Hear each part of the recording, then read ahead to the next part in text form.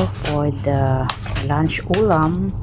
Magbabad tayo ng chicken at ating lutuin mamaya sa air fryer. Kalimutan ko magbabad kagabi kaya ngayon na lang.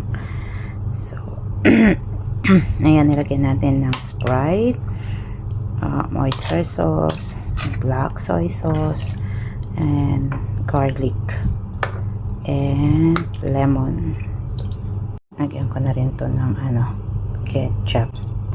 Naku, paubos na rin yan. Sakto lang.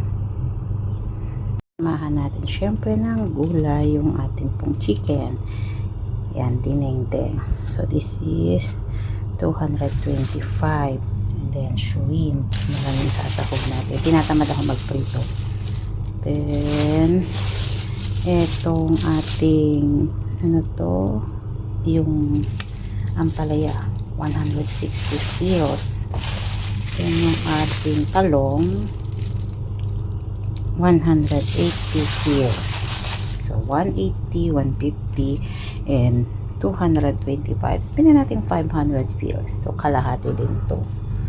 Siguro mga 700 or 500 kilos din yan. Mga 1 kg yung ating ulam for today. And then yung ating ito yung ating chicken. Ayan. Kaya tingnan natin yung ating gulay. Anyway, yung shrimp natin is lutuin pala muna natin.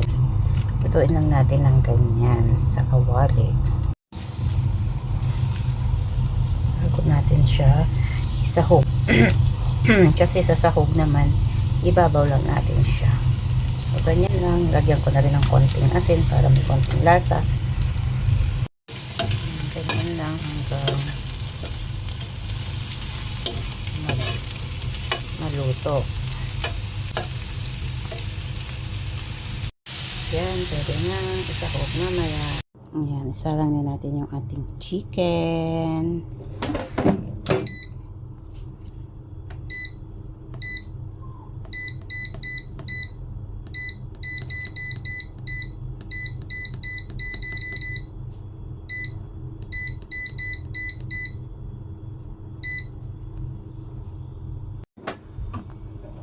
Wow!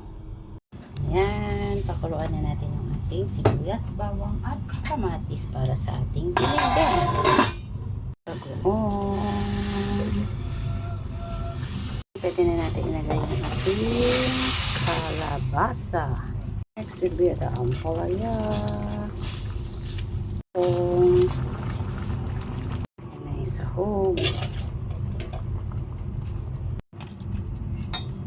There you are. Dinengdeng, yung chicken and sili. Ready for the lunch. Da da da da da da da da da da da da da da.